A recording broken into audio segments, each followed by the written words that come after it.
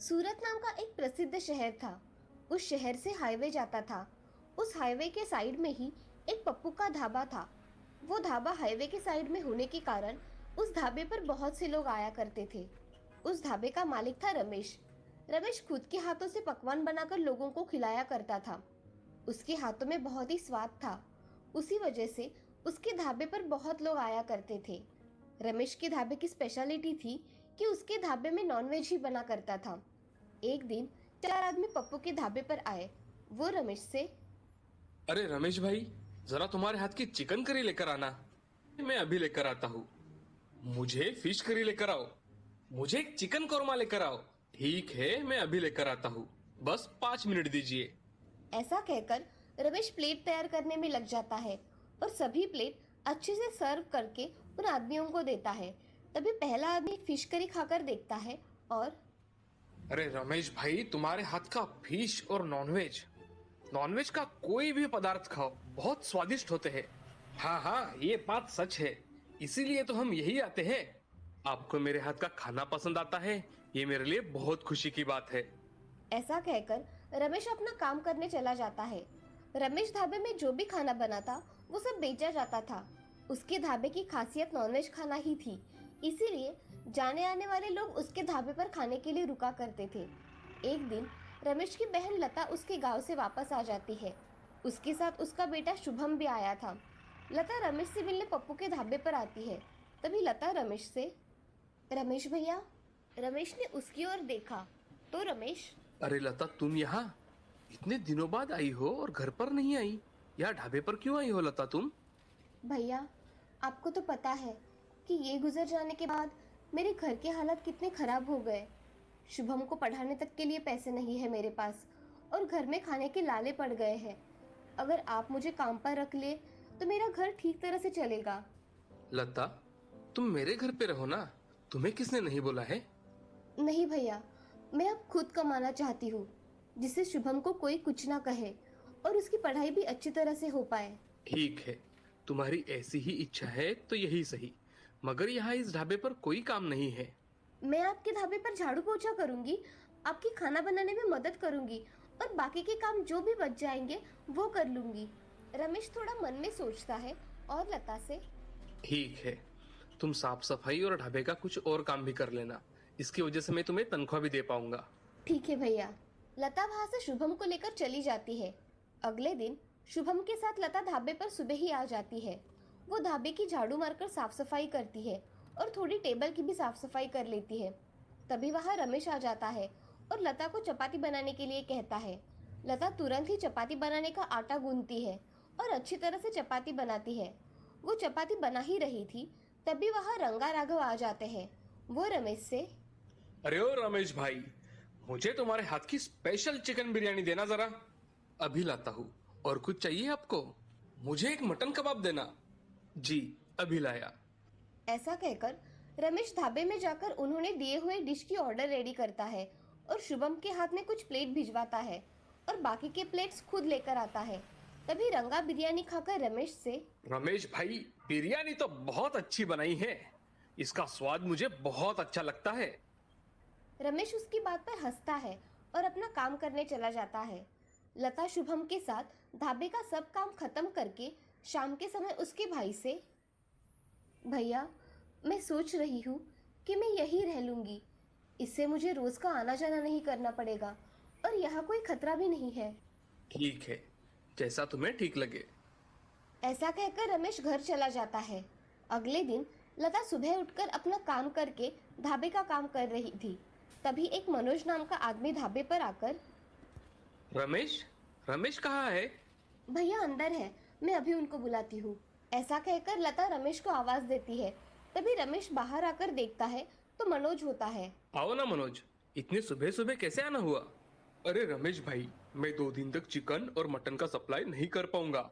शहर में किसी कारण कल से 2 दिन तक बंद है। इसलिए तुम मेरे भरोसे मत बैठना, यही बताने के लिए आया था मैं। मनोज, अब मैं 2 दिन तक लोगों को क्या दूंगा? मुझे तो मेरा ढाबा बंद ही रखना पड़ेगा। अरे रमेश भाई, तुम्हें पता हो इसलिए मैंने बताया। अब मैं चलता हूँ। ऐसा कहकर मनोज वहां से चला जाता है। तभी रमेश के पास लता आकर पूछती है, भैया, क्या हुआ? वो आदमी क्या कह रहा था? वो आदमी कह रहा था कि 2 दिन तक नॉनवेज नहीं मिलेगा। शहर में बंद होने के कारण मुझे चिकन मटन कुछ भी नहीं मिलेगा, और इस ढाबे में चिकन मटन के सिवा कुछ बनता ही नहीं। मुझे लगता है कि मैं 2 दिन तक ढाबा बंद ही रखूं। इसमें तो बहुत नुकसान होगा भैया। हाँ, मगर इसमें हम कर क्या सकते हैं? भैया, मैं पनीर के पकवान बहुत अच्छी तरह से बनाती हूँ। तो हम 2 दिन तक पनीर के पकवान बनाकर बेचेंगे तो? लता, नॉनवेज खाने वाले लोग पनीर कहाँ खाएंगे? भैया, वैसे भी ढाबा 2 दिन तक बंद ही रहने वाला है, तो इससे अच्छा मैं पनीर के पकवान बनाकर बेचूं। ठीक है, तुम इतना कह ही रही हो तो कल से 2 दिन तक तुम ही खाना पकाना। मैं बस यहाँ आऊंगा। ठीक है भैया। ऐसा कहकर रमेश घर चला जाता है। तभी दूसरे दिन सुबह लता उठकर पनीर के सारे पकवान बनाना शुरू कर देती है।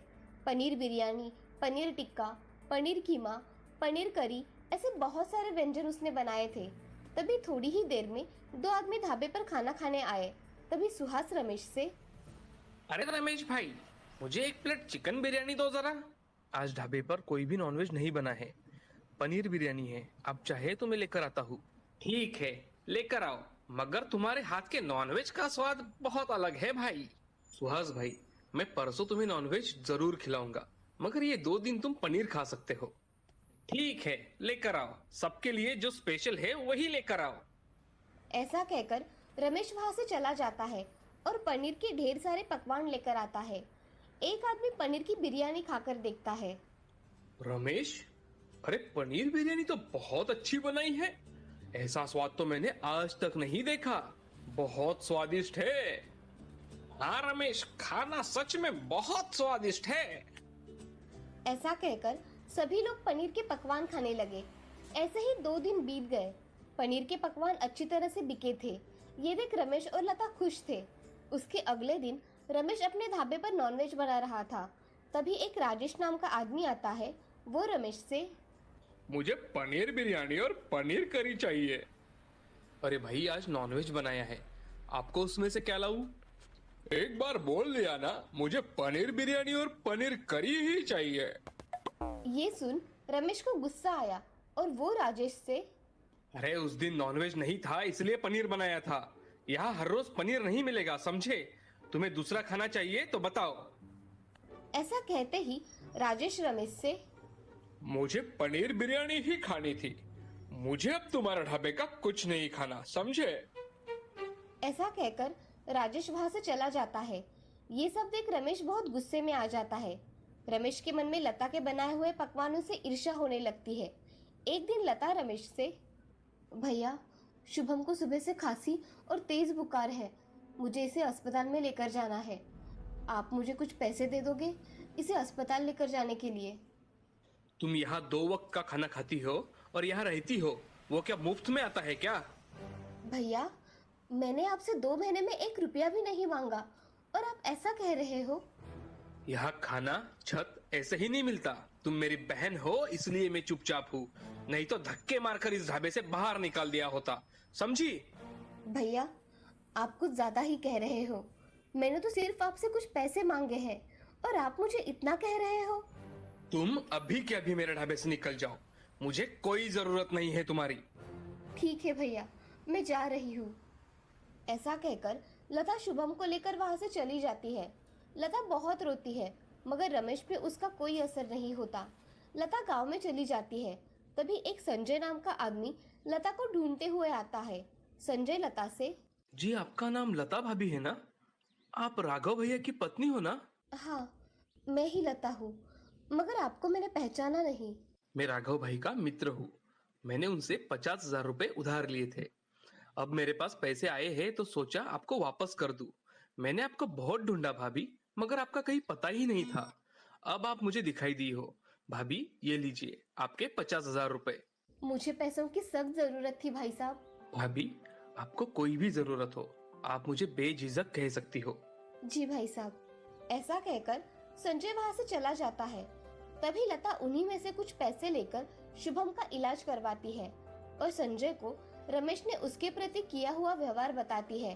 तभी संजय की मदद से लता एक होटल खोलती है। वो रमेश के ढाबे के सामने ही होता है।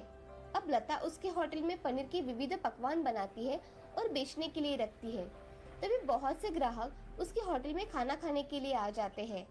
तभी ये देख रमेश बहुत गुस्सा हो जाता है। इस लता ने मेरे ढाबे के सामने ही होटल खोला और मेरे कस्टमर भी उसी के होटल में खाना खाने जाते हैं।